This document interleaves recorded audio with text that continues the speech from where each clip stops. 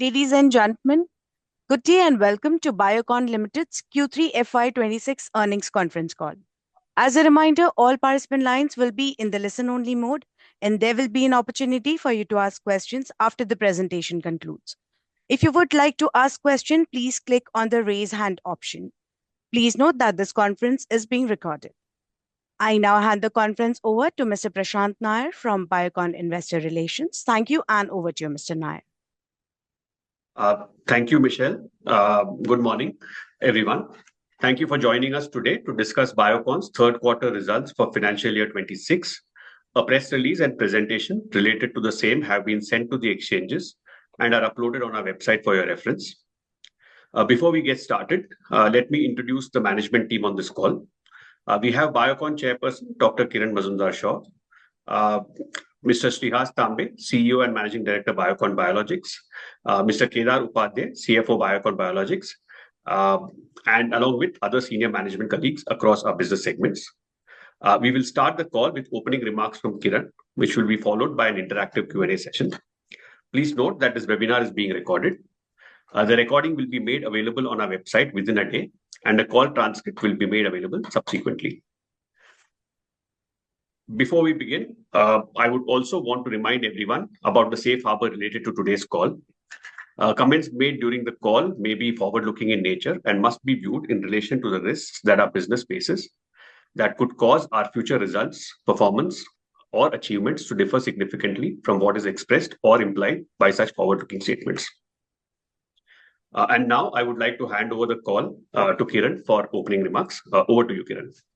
Thank you, Prashant. And I would also like to mention that Siddharth Mittal, CEO of Biocon, and his senior colleagues will also be on this call. Good morning, everyone. The strategic transformation we set in motion with Biocon Biologics acquisition of Viatris biosimilars business is now reaching its conclusion through the planned merger of Biocon Biologics with Biocon. This milestone transaction valued Biocon Biologics at $5.5 billion and will establish an integrated biopharma enterprise with global reach and scale, combining world-class capabilities in biosimilars with our established strength in specialty generics. As we bring these businesses together, we are creating a platform positioned to accelerate growth, drive operational synergies, and unlock significant long-term value for all our stakeholders. This resonates with the Finance Minister's recent emphasis on strengthening the biologics and biosimilars ecosystem in India through the Biopharma Shakti initiative. Biocon has been leading this agenda since the early 2000s, investing steadily in R&D talent and globally benchmarked manufacturing. These long-term commitments have enabled us not only to become a global leader in biopharma from India, but also to drive India's emergence as a credible global biopharma hub, delivering affordable, high-quality, complex therapies at scale for non-communicable diseases. Alongside this long-term strategic agenda, we have taken decisive steps over the past year to strengthen Biocon's balance sheet and simplify its corporate structure. These actions have transformed Biocon into a fundamentally stronger, simpler, and more investable global biopharma platform. Over the past year, we proactively addressed acquisition-related leverage through 2 successive QIPs, cumulatively raising nearly $1 billion. This enabled the full retirement of the structured debt associated with the Viatris transaction, materially de-risking our capital structure, enhancing financial flexibility, and removing a key overhang that had weighed on investor sentiment. The integration of Biocon Biologics into Biocon is a strategic step that brings together our biosimilars and specialty generics business into a single globally scaled platform. This creates a differentiated business model with greater diversification across therapy areas, geographies, and product life cycles, while also enabling unified governance, disciplined capital allocation, and consolidated cash flows within one listed entity. Importantly, Biocon is uniquely positioned at the intersection of two of the fastest growing global metabolic segments: interchangeable biosimilar insulins and generic GLP-1 peptides. Combined with our deepening biosimilars pipeline in oncology um, and immunology, this positions us well and truly at the forefront of affordable innovation in chronic and specialty care. Q3 FY26 represents an important operational inflection point for Biocon. With major capex now largely behind us and operating leverage beginning to play out, we are progressing from a phase of balance sheet resilience into a cycle of sustainable growth, margin expansion, and a cash flow-led value creation. With this strategic foundation in place, let me now share the key business and performance highlights for the group this quarter. Portfolio and pipeline updates. During this quarter, we delivered significant milestones, enhancing the depth and reach of our global biosimilars and generics portfolio. We recently disclosed three new biosimilar oncology assets: trastuzumab subQ, nivolumab, and pembrolizumab. These are among the largest oncology biologics scheduled to lose exclusivity over the next 5 years. These are part of our existing portfolio of 17 oncology medications, which includes pertuzumab or Perjeta that was recently submitted to the US FDA, as well as several small molecule cancer therapies. Our oncology portfolio, including undisclosed products, represents almost a $75 billion opportunity, or approximately 35% of the global oncology pharma market. We launched generic liraglutide for diabetes and obesity in the Netherlands as our first direct-to-market GLP-1 in the EU. We also signed an out-licensing agreement with Ajanta Pharma to market our vertically integrated drug product, semaglutide, in 26 countries across Africa, Middle East, and Central Asia.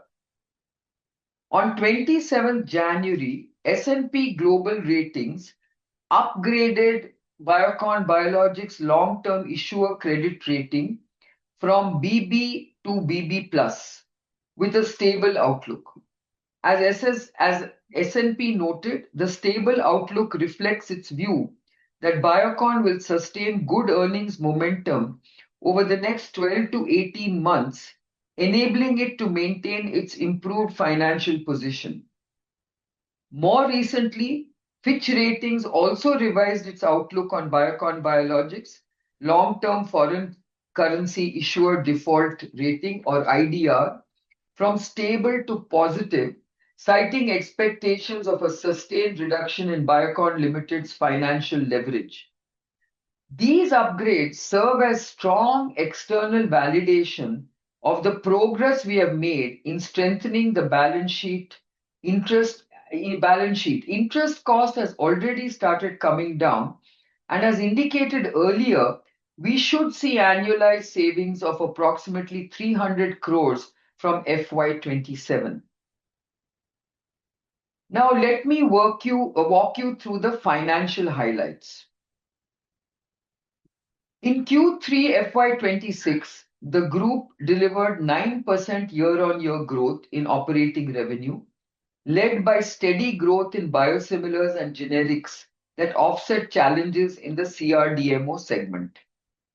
Operating revenue stood at 4,173 crores, up 9% year-on-year. Biosimilars grew 9% year-on-year. Generics had a strong showing at 24% year-on-year growth, whereas our CRDMO business had a decline of 3% year-on-year.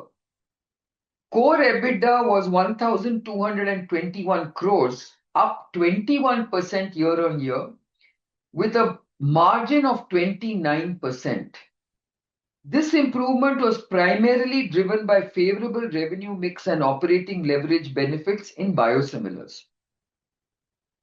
Our R&D investment was 249 crores, or 8% of revenues excluding Syngene, reflecting continued pipeline investments across generics and biosimilars.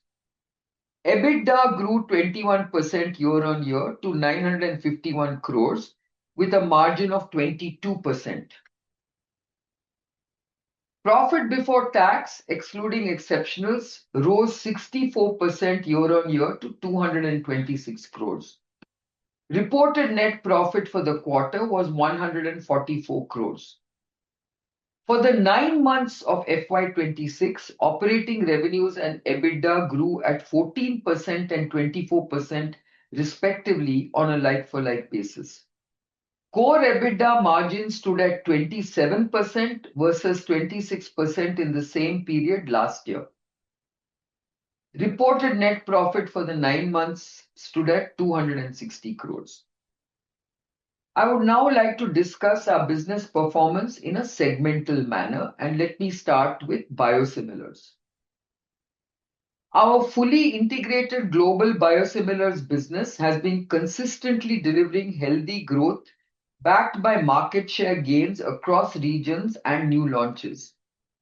Over the last 9 months, we have successfully launched Yesintek, which is our biosimilar ustekinumab, Kirsty, our biosimilar Aspart, Jobevny, or our biosimilar bevacizumab, and Yesafili, which is our biosimilar aflibercept across geographies, and expect an imminent launch of Vevzuo and Bosaya, which is our biosimilar denosumab. As we look to scale up these products, we have taken some steps this quarter to upgrade our operational manufacturing and quality backbone in line with best-in-class standards. While this moderated the pace of growth in Q3, it positions us very well for a more efficient and sustained ramp-up ahead. We also prioritize supplies towards higher margin markets, which, along with stable demand and pricing, ensured higher profitability, as you will see in the financial details covered later. We expect to continue our growth trajectory and are well positioned for stronger growth in the next financial year. In terms of pipeline updates, we finalized patent settlements with Regeneron, Bayer, and Amgen, clearing the way for the global launches of Yesafili, which is biosimilar aflibercept, and Vevzuo and Bosaya, which is our biosimilar denosumab, respectively. With these developments, we have clear visibility on market entry and are well positioned to capture meaningful share in 2 large, fast-growing therapeutic categories. Another strategic move that enhances flexibility and cost efficiency is that we have secured full and exclusive global rights for Hulio, which is our very successful biosimilar adalimumab, from Fujifilm Kyowa Kirin Biologics Company Limited, or FKB, Japan. Biocon Biologics will assume end-to-end responsibility for manufacturing and commercialization, along with rights for any additional development activities.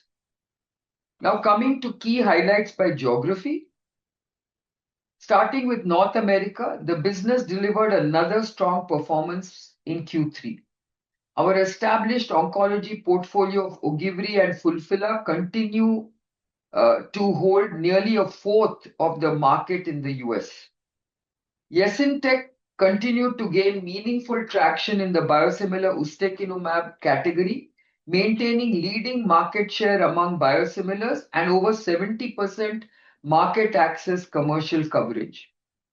We expanded our strategic collaboration with the Government of California through Civica Inc. during the quarter, and this multi-year transformational agreement enabled Civica to launch affordable insulin glargine in California to expand access under the CalRx initiative.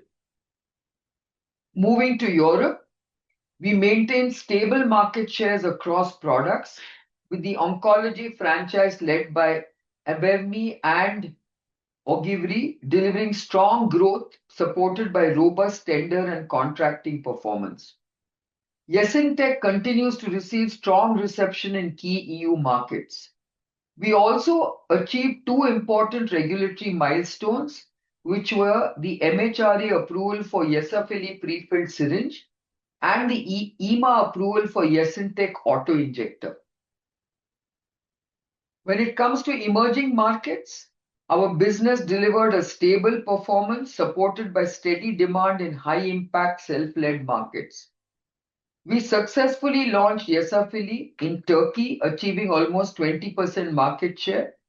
We secured key tender wins across APAC, Middle East, North Africa, and Latin America for insulins and MABs.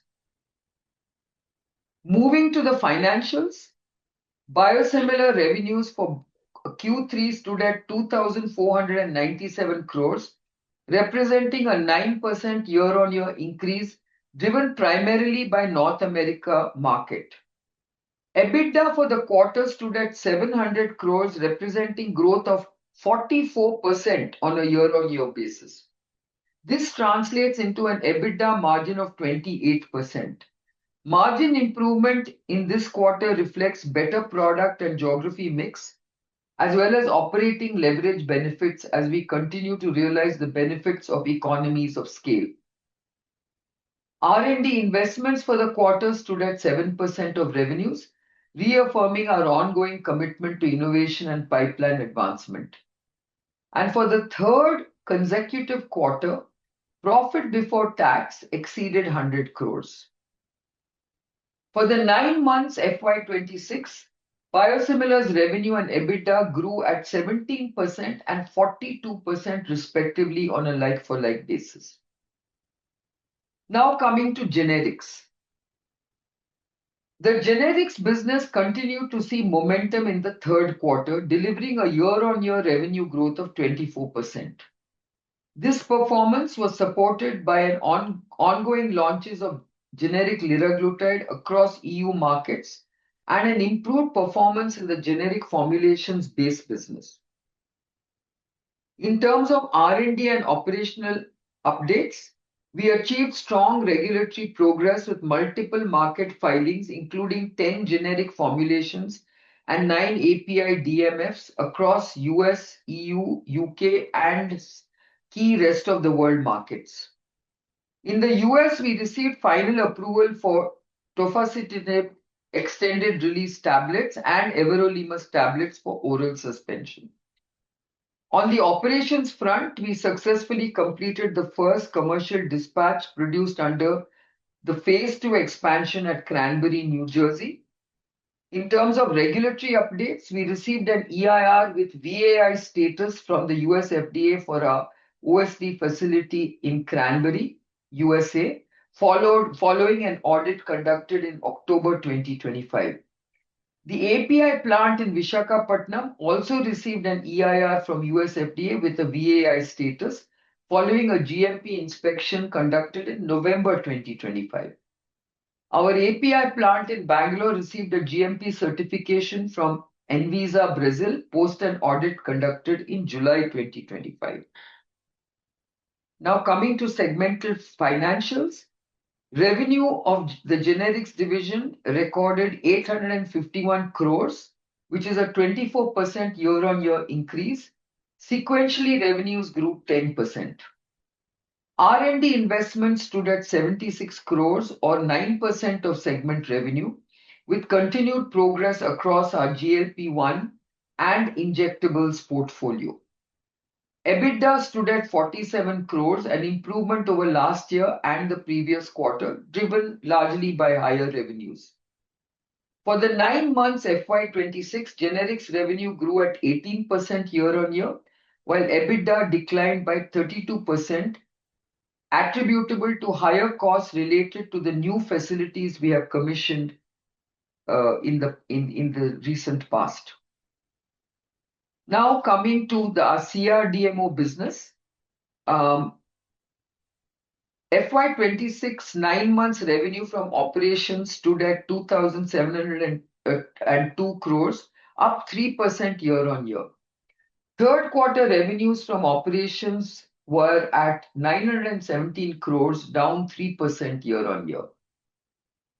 As has already been disclosed, the business has been impacted by challenges faced due to one customer.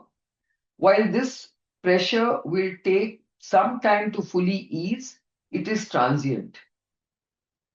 Syngene's differentiated scientific capabilities, long-standing client relationships, and diversified model across research services and CDMO continue to underpin the business and give us strong confidence in its medium to long-term growth trajectory.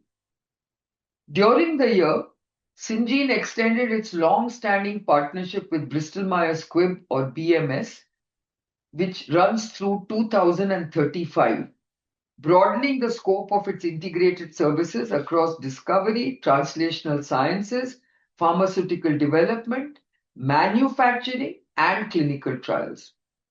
The company commissioned a commercial-scale facility for liquid-filled hard gelatin capsules, strengthening its oral solid dosage platform and enabling precise, reliable manufacturing of complex medicines. Syngene also expanded its advanced chemistry capabilities at Hyderabad with catalytic screening and flow chemistry labs, enabling faster, safer, and scalable synthesis of high-quality drug substances. With a renewed focus on diversifying its customer base in CDMO, Syngene expects to increase capacity utilization of its manufacturing facilities, both in India and the US. Now, to wrap up, I would like to emphasize the progress we have made on multiple fronts, including our product basket and pipeline, go-to-market execution, and building a strong long-term operating model.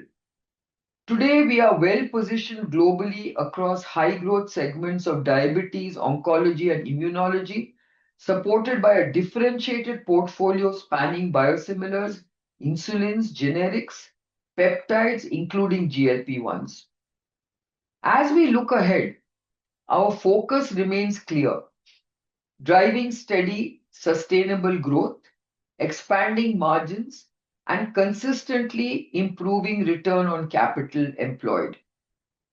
We are confident in our ability to drive and deliver long-term value for our stakeholders through the Biocon One strategy. With that, I now invite your questions. Thank you very much, ma'am. We will now begin the question and answer session. Anyone who wishes to ask questions may click on the raise hand icon. Before asking the questions to the management, please introduce yourself, providing your name and your organization name. Please limit yourself to a maximum of 2 questions so we can accommodate as many participants as possible. Ladies and gentlemen, we will wait for a moment while the question queue assembles.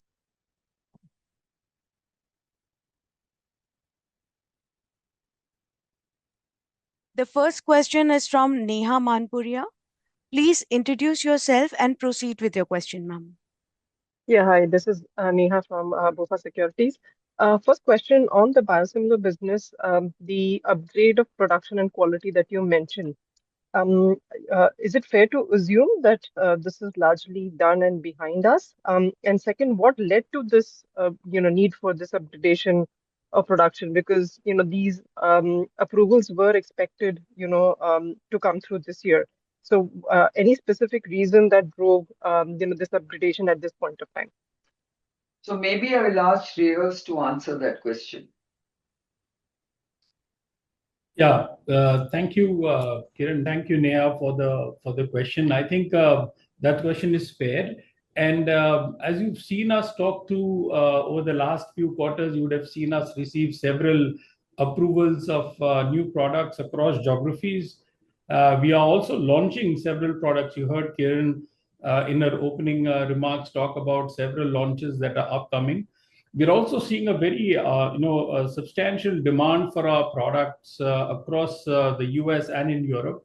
So what we've done in the current quarter, which was a planned operation where we've upgraded our facilities to be able to scale up and be able to deliver on this increased demand as we go along. So in the coming quarter, of course, it continues in our growth trajectory like we had projected. And as we focused on this current quarter, which you saw in our financials, we were able to also, given that we had a good demand for our products, prioritize high margin markets, which preserved the margins. In fact, you will see that those margins have been higher than what our guidance has been in the mid 20s. So we believe that this is gone as we had projected, and on a full year basis, we'll of course be in the mid 20s on our margins as well. Shreyas, then how should we think about growth from here? Like you said that, for the full year, we're still guiding mid-20s. Next year, given we have a bunch of these launches that will flow through, should we get back to, the 20+% growth trajectory for the biosimilar business with the mid-20s margin, or should that margin also improve going into next year? Yeah, I mean, as I've said, we've refrained from giving specific guidance for the future. We did say that we will have the mid-20s for the current financial year. Neha, I think if you look back at what growth has been, it's been strong growth in the last several quarters that we've had. And with the launches now set up, which we've just talked about, with the demand growing across geographies, it's obvious that some of these things are expected to improve, but I'll refrain from giving any specifics on how the margins are expected to improve. But clearly, the future is more exciting than what the past has been. Is a fair way to look at it. Understood. And sorry if I may squeeze in one more question. I think we mentioned about CapEx being largely behind, and a lot of the focus now on cash flow generation. Could you help us through what the CapEx would look like for the consolidated entity in fiscal 2026 and 27? And should we expect that to moderate as we look at the next 2-3 years?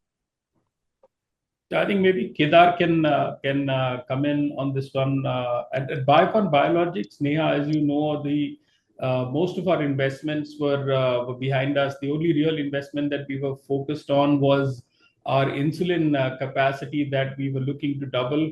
The drug product capacity comes online in the coming fiscal year, so we expect to double our capacity. So that investment is clearly behind us, and capacity will significantly increase in the coming fiscal. The only other thing which was going on was our insulin drug substance. So there is nothing new that we are investing on CapEx. But maybe Kedar, if you want to add some more color on this. Yeah. No, that's right, Shreyas. At a group level, we were tracking roughly $275 million plus, Neha, if you recollect, of CapEx every year. That is being moderated to less than 225. And going forward, as the Malaysian capacity build-up gets over, I think we will see further moderation, because largely hereafter it will be maintenance CapEx across 3 companies. I think, Siddharth, if you want to mention also that our investments in the peptides also is largely behind us. Yeah, so I think we have invested, of course, in many facilities, including peptides, expanding our drug substance facility. And last year, we commissioned our drug product facility. So large part of CapEx in generics is over. And now it will be mainly the maintenance CapEx, which will be there, which is going to be very small compared to the previous investments. Understood. Thank you so much. Thank you. The next question is from Damayanti Kerai.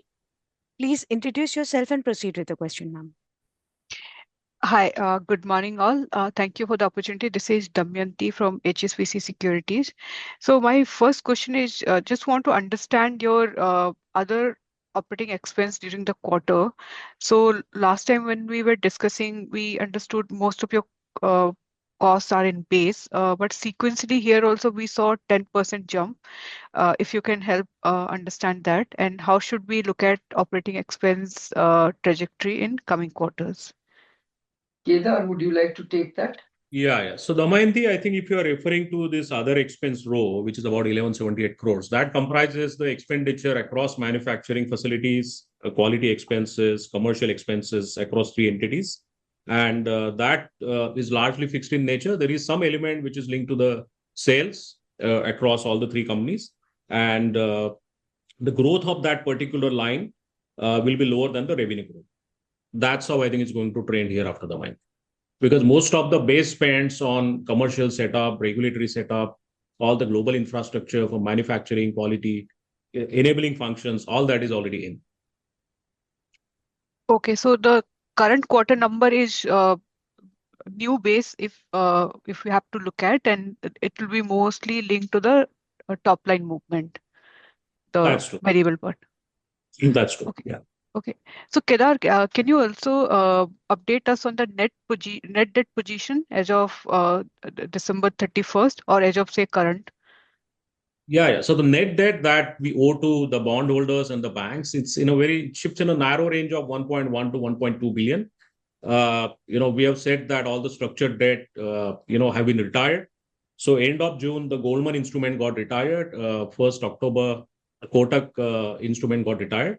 And first week of January, we have retired Edelweiss as well. So all that is over. This quarter, you've seen a decrease in the finance costs by more than 62 crore sequentially. And if you could recollect, before we started this exercise, the annualized run rate of interest costs was trending upwards of 1150 to 1200 crores. And that we have been able to substantially bring it down, Damayanti. Okay, sure. My last question is, what is your rationale to acquire the full global rights for Julio adalimumab, given it was a challenging market in the US, right? And then that was a key market we were looking forward. But if you can just discuss that as well. Shreyas, you might want to take that. Yeah. Thanks, Kiran. Damayanti, thank you for the question. See, Julio for us is, contrary to the perception how you qualified it, has been a very, very successful franchise. We've consistently for the last 5, and this is probably the 6th year that we've grown that franchise in Europe. It continues to be one of our products that delivers in excess of $200 million for us on an annual basis. So adalimumab, Julio is a very successful franchise for us in the portfolio. And given that that was a product that we've continued to invest in, we've wanted to always be a fully integrated player. So this was a product we developed very closely with our partners in Japan. It's been very successful. And as we take it forward and increase our portfolio in the onco-immuno space, it made a lot of sense for us to integrate that product as well. So which is why that's the rationale and the thinking behind bringing Julio into the fold as a fully integrated play. So Shreyas, will that also improve our expectation for the US market, or it will be mostly for ex-US market, which will be meaningful? It would be meaningful for global markets. The Menti will also give us the opportunity to also widen our offerings. As you know, we've had currently a product which has only the low concentration product in the market. We will also have the opportunity to develop beyond that, and those are things we've talked about in the past as well with the community. And clearly now Biocon has the ability to determine its future and the destiny with this product. Okay, thank you, everyone. Thank you. A reminder to all the participants that you may please click on the raise hand option to ask questions at this time. The next question is from Surya Patra. Please introduce yourself and proceed with your question.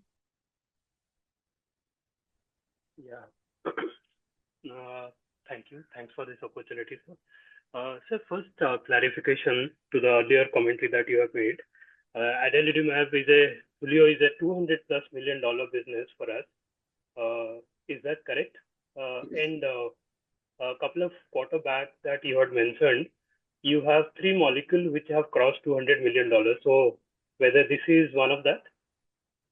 Yes, yes. In fact, we had 4 molecules, Surya, who are in the zone of 200 million annualized as of last year. And yes, Sorry, adalimumab is one of those I molecules. believe you're mute. Yeah, can you hear me, Surya? What I was saying is that yes, we had 4 molecules in the zone of 200 million annualized revenues, and adalimumab was one of that. Sorry, Kedar, I cannot hear you. No, let me, if you can't hear Kedar, let me say that Kedar was saying that it's not 3, but 4 molecules which are $200 million plus. And adalimumab is one of them. Can you hear? For Mr. some reason, Patra, yes, ma'am. Mr. Patra, I would request you to kindly check your network and your setup. I think there is a network issue or maybe the audio issue at your end. I would request you to kindly rejoin the meeting. In the meanwhile, we'll take the next participant, Shyam Srinivasan. Please introduce yourself and proceed to the question, sir. Hi, good morning. This is Shyam Srinivasan from Goldman Sachs Research.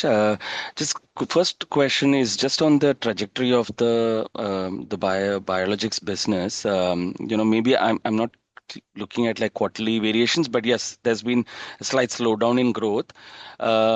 I think Shreyas, you alluded to higher growth going forward. So what are some of the drivers of that that gives us confidence? I know I'm not asking for a quantitative number, but just what drives revenue up? So 9 month is also 17%, and I'm assuming very difficult to see what the underlying constant currency growth is, right? There has been a rupee depreciation impact as well. So just want to see when are we moving to a slightly faster trajectory of revenue growth in the biologics business? Thanks, Shyam, for your question. I think let me respond to you in a couple of points that you made, and let's look at what data points we will refer. I think the first up being that if you look back almost 7 or 8 quarters, I think there's been year-on-year growth that we can look at, and we'll also look at sequential growth that we've had quarter-on-quarter. Now we know that the last full year we didn't have any new launches, and yet we saw that there was significant increase in revenues year-on-year as well. So we can go through the numbers, we can look up that data for you, but I think characterizing it as a slowing down of growth is probably something we'll have to sit down and look at. Now, coming to where it is headed, when I was responding to a question which Neha had asked earlier, we've clearly got 5 new products. Some of them we've launched. You've seen the uptick of Yesintek in the US, seeing a tremendous response. We've seen over 70% formulary coverage. We've been amongst those few biosimilars in the US, which has now got double-digit market shares.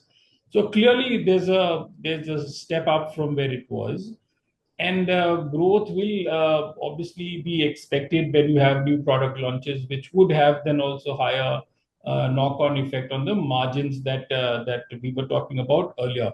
We've refrained from giving specifics because there would also be some erosion in the legacy products which have been in the market. So we'll have to wait and watch, but we clearly feel very good about how things are trending, Shyam. Helpful, Shreyas. Just a second question on the generics business. I think very solid performance this quarter. If you could kind of break it down into just what is traction on the new launches, including the GLP-1s, and how should we look at, say, again, outlook for this business? Siddharth? Yeah, so Shyam, I think as Kiran mentioned in her opening comments, the growth was driven primarily by liraglutide launch in European markets, which was through our partners Zentiva as well as direct to market in a couple of countries. And I think that traction would continue. We will be launching this product in few more European countries in fourth quarter, we will also be supplying more product to our partner. And apart from Europe, we are, of course, looking at other markets. So, our filing is under advanced stages of review in various markets, including the US, and depending on, of course, the FDA action, we are hopeful that we should be able to launch the product in US and other Latin American markets in the coming quarters. So, the demand is still very solid. Of course, it's a degrowing market because a lot of patients over the last couple of years have moved to Ozempic, but we still see that there is a lot of demand, there is limited competition, and we have a very good play that we will that which will drive the growth. Now, apart from liraglutide, we had a couple of other products also that were launched. These are OSDs, and we have a couple of more launches coming up. And the base business also is doing good. The market share of our products is holding up in the US. So I think overall, things are looking good, primarily contributed by Lira, but other products also will continue to drive the growth. Helpful, Siddharth. Just one sub question on the GLP-1 and semaglutide in Canada, elsewhere. If you could give us an update. Thank you. All the best. So we had mentioned in quarter two that the filings have begun. We have filed in Canada, Brazil, Saudi, Turkey, and we continue to file in other markets. Of course, it's the review cycle is long drawn, especially in markets such as Canada, where we have not seen a single generic GLP being approved, including liraglutide, which has not been approved by Health Canada. So we are hoping that sometime next calendar year, we should be in a position where we at least make advance progress on semaglutide. And I think the market still is very attractive. We have seen the actions taken by Health Canada on some of the earlier filers, and it continues to be a bit complex, but we are hopeful that next year we should be able to make a good progress with Health Canada. Got it. Thank you. All the best. Thank you. Thank you. The next question is from Tushar Manudhane. Please introduce yourself and proceed with the question. Yeah, myself, Tushar Manudhane from Motilal Oswal Financial Services. So firstly, just extending Shyam's question on Canada per se, if you could share your perspective in terms of what's holding on Canada as a regulatory authority for approving the GLP biosimilars or generics. That's my first question.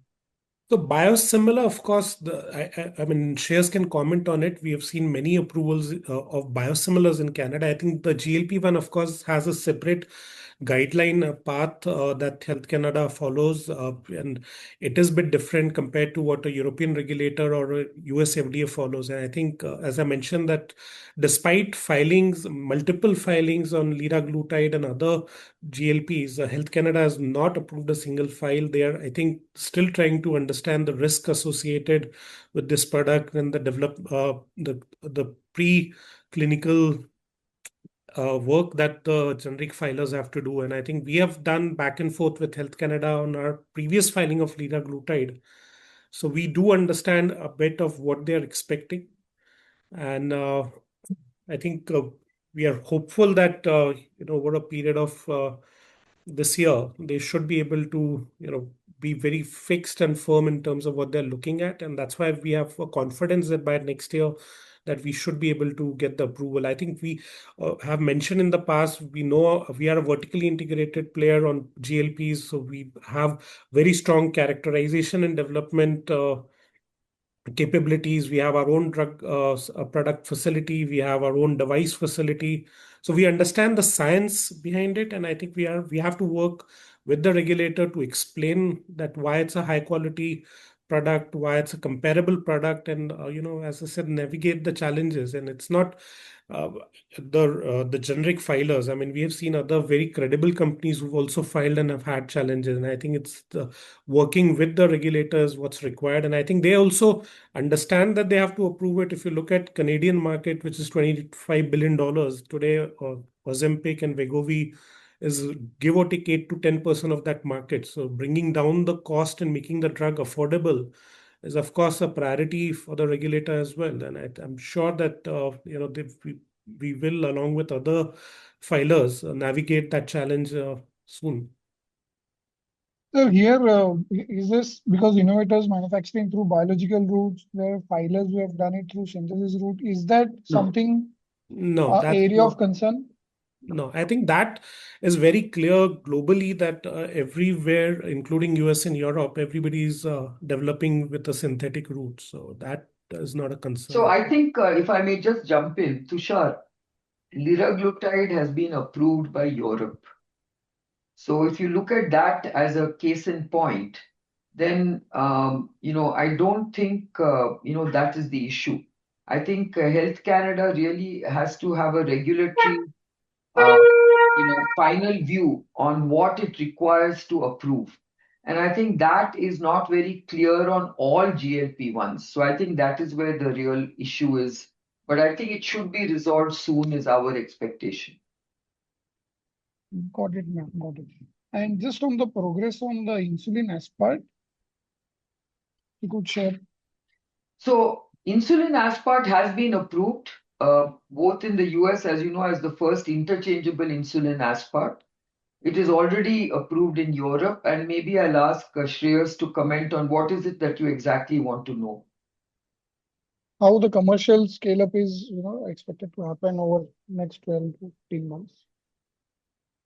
Yeah, thanks, Kiran. Thanks, Tushar, for the question, and we can add more color to what we were just saying when Kiran commented on it. We're very proud of the fact that we are the first interchangeable rapid-acting analog that the FDA has approved. We've got approval prior in other jurisdictions as well. We've said in the past that we are a very responsible insulin company where clearly there's tremendous opportunity here again, like some of our other products. We see that there's just the originator and us that are looking to target this. We've had a very, very successful entry into the US market with the closed door hospital networks. That chain has already been very successful. We see close to 100% conversion to our product. So that's been very good response that we've seen. And now, as Matt, who is our Chief Commercial Officer for Advanced Markets, and Josh Salsi, who leads the North America team, deal with the responses coming up, you will see more progress into a wider group of customers as we expand our presence in the North America market with this asset.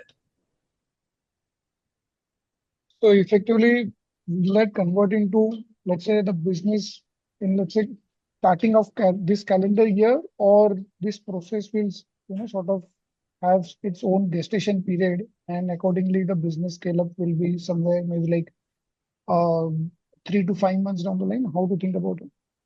We would certainly look to move this product into this financial year. As you know, our demand for insulins, Tushar, has been growing. And we are looking to add more capacity. I just talked about doubling our drug product capacity this fiscal. Our insulin glargine capacity demand continues to expand. So we are looking to now bring more product in so that we can be a reliable supplier and a partner to our customers and patients as we bring more products in the insulin franchise. So this should happen in the current fiscal, and we look to expand that to more customers beyond what we've done so far. All right, so that's helpful. Thanks a lot. Thanks. Anyone who wishes to ask questions may please click on the raise hand icon available on their screens. We'll take the next question from Surya Patra. Please introduce yourself and proceed with the question, sir. Yeah, thanks for the opportunity. This is Surya from Philadelphia. Sorry for the repetition of the same question. I could not hear last time. So I was asking that whether I think, adalimumab is Surya, now we $200+ answered your million business for us. And is it one of the top 3 products which have crossed 200 million for us? So let me answer that by saying that Kedar said it's not 3 but 4 molecules which have got over $200 million in revenue, and adalimumab is one of them.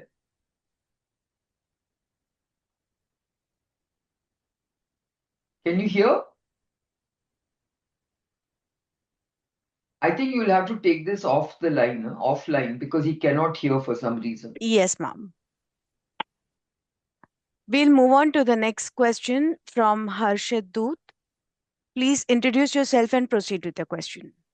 Thanks a lot for the opportunity, ma'am. Harshit Dhoot here from Diamond Asia Capital. Just one bookkeeping question. Our EBITDA of 700 crores in biosimilars business. Is there any inclusion of the exceptional gain which you have put in a notes to accounts in this 700 crores number? No, Harshit, that gain is in the exceptional line. It's not Yeah. part of the ordinary business. So that gain that we have realized by virtue of the integration transaction is not in the EBITDA line, Harshit. So 700 crore is the clean EBITDA, Kedar, Yes, for yes. biosimilars. So Yes. can you please elaborate what has changed? Because sequentially top line was down and EBITDA shoot up. So what were the improvements that drove this the good number in biosimilars business? Yeah, so Shreya's clarified that this quarter we have prioritized high margin markets. So usually the North American geography mix out of total biosimilars is roughly 40. This quarter is, it's beyond 46, 47. And that's the reason we have been able to get both higher gross margin and EBITDA as a percentage terms. For your simulation and modeling, you should consider, let's say, full year average, because, the other regions will shape up in the coming quarters. So maybe you should go around with our usual margin and a full year average margin and not this quarter's margin. Okay, thanks, Kedar. Thanks a lot. Thank you. The next question is from Sachin Jain. Please introduce yourself and proceed with your question. Am I audible? Yeah, Your audio is low. If you could be a little bit louder. I just want your view on the insulin market. Is it now a supply constrained market, particularly when innovator move their capacity towards weight loss drug? So how is the current scenario? Can you just give some overview on that? Shreyas, you might want to answer. Yeah, when I only could hear you, Sachin, briefly. You said, is it a supply constrained or a demand constrained market? Did you refer any specific product or product? No, he said the question he asked was, is it given that GLP-1s is where the innovators have been focusing on, is insulins a supply constraint market or what is happening? He wants to know. Well, I think the way I would classify this is that the insulin demand has continued to be robust, Sachin. And given that there is just the innovators and Biocon, it is a very unique situation to be in. We've made significant investments in our unique technology platform. So we have a proprietary platform on which we make our insulins, which is innovative in that sense. And we also have very large scale manufacturing capacities, device capabilities, which is needed for insulin. So demand is absolutely not a challenge here at all. And it is as much as we can make, which is why, when I was responding to Tushar, we've been very responsible in taking on more patients, because this is something, when you take on a chronic therapy, you do it for life. And we are doubling our capacity in the drug product insulin capacity. And you will see that franchise grow in the coming quarters as we take on more market share. We do not expect that the insulin demand globally will reduce, and we expect us to be a very, very significant player in the insulin space. Yes, when you likely believe Malaysia expansion will commercialize? Sorry, if you're, I'm sorry, very feeble, but my understanding of your question is, when do you see the Malaysia expansion go commercial? If that is your question, then the drug product is expected to go commercial in the coming fiscal, which is fiscal 27, and the drug substance expansion, which is also expected to double our capacity, will come in a year or year and a half after this. Thank you. Thank you so much. Thank you. The next question is from Siddharth Negandhi. Please introduce yourself and proceed with your question. Hi, this is Siddharth Negandhi from Chanakya. Thanks for the opportunity. Just a couple of nuances on the biosimilars business. Given we launched new products in this quarter and the previous quarter, could you give us a sense of how the year-on-year and quarter-on-quarter growth plays out between the existing products and the new launches? That was the first part of the question. And similarly, would it be fair to assume, given the higher salience in the US, that we've seen a year-on-year or quarter-on-quarter decline in EU? So that was one. The second was if you could share some color on the market share of the products, both the legacy products and some of the new products and insulins.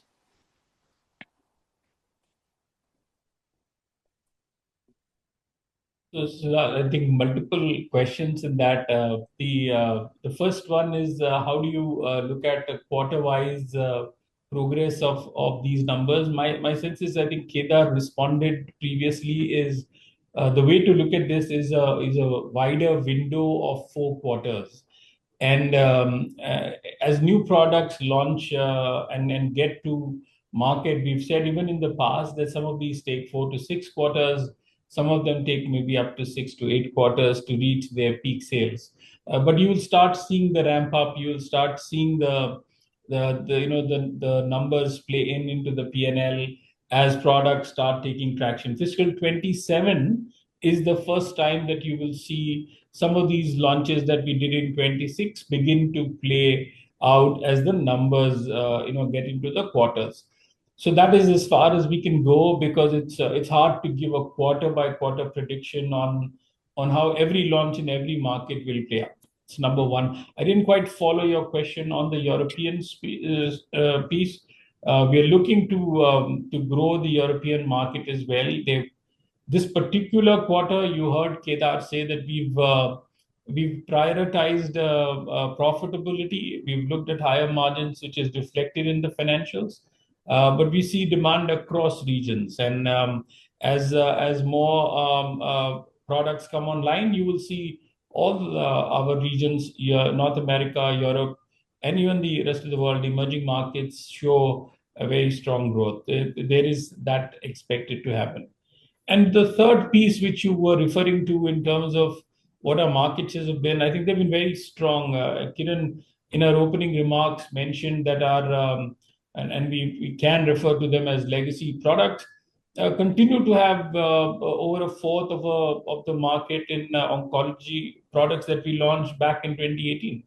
So I think we've continued to hold that market share, continue to be profitable, again reflected in the numbers. And if you look at the European trends, again in oncology, we were under 6%. Now those are trending in double digits again. So clearly demand's strong. And as we look at the coming quarters, supply will grow as well as we qualify more facilities. So all in all, quite promising when the coming quarters look like that. I hope I responded to all your questions. Thanks, Shreyas. Just one follow-up on that. And sorry, one additional question on semaglutide in India, right? Given the prior transactions with Eris, etc., what is the play in India looking like from Biocon's perspective for semaglutide? Maybe Siddharth, you want to come in and respond to that? Yeah, so I think what we have heard other companies talk that of course there have been approvals and they're going to launch the product soon, and the pricing here will be very competitive compared to global pricing. So we do have our clinical approval or approval to start our phase 3 clinical in India, and our strategy typically in India is through a partner. Since we had divested our business, the branded formulations business, to Eris, our We did tie up for liraglutide with two other companies in India. One of the partners had launched the product last year through a reusable pen. And if we do a clinical trial in India, and if we do still see a good economical value and return on the clinical investment, then of course the go-to-market strategy will be through a partner. But I think let me tell you that India is one of the only markets in the world where you need a full-blown clinical trial, unlike Europe, US, and other markets where you don't need clinical trial. That's why it's a decision whether we wait for one of the ICH country approval and then apply for a clinical waiver like we did for liraglutide versus spending that money, which is not small. It's a significant investment in phase 3 clinical. So that decision will be taken. And if one way or the other, we will apply for marketing approval in India in due course. And the commercialization will be through a B2B partner. Thanks, Siddharth. That was helpful. Thank Vishal, you. can we take the last two questions, please? Sure, sir. Yes, sir. Ladies and gentlemen, we'll be taking last two questions in the interest of time. The next question is from Vishal Manchanda. Please introduce yourself and proceed with your question. Hi, good morning. This is Vishal from Systematics Institutional Equities. On adalimumab, could you give a timeline as to when the regulatory process and tech transfer can get completed? And broadly, the rationale for doing this deal?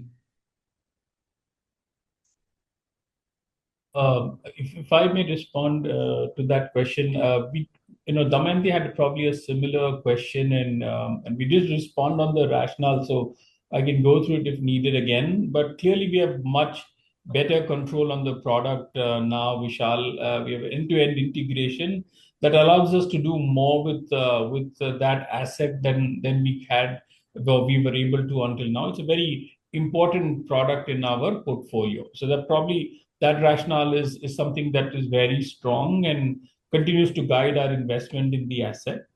In terms of how it's going on, tech transfer is already initiated.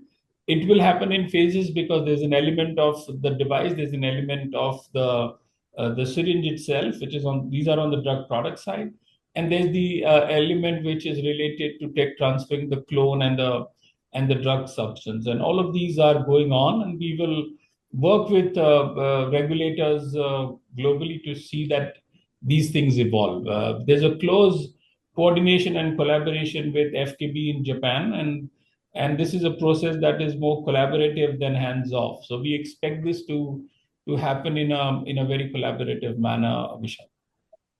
Thank you. And just one more on aflibercept. Just wanted a clarification whether we own 100% of the rights here, or we'll have to give out some profit share to J&J or Momenta. Maybe Kedar, you want to come in on this? Yeah. Vishal, whatever the royalty or there's no profit share. There's a small royalty. Understood. We are not public about the quantum, but it's not very significant. Understood. Thank you. That's all from my side. Thank you. This will be the last question for today, which is from Abdul Qadir Puranwala. Please introduce yourself and proceed with the question, sir. Yeah, hi. Thank you for the opportunity. Just two questions from my end. First, on the generic space. So Novo Nordisk is now talking about launching vials in next year, citing generic threats. So how do we perceive this and, versus the investments what we have done currently?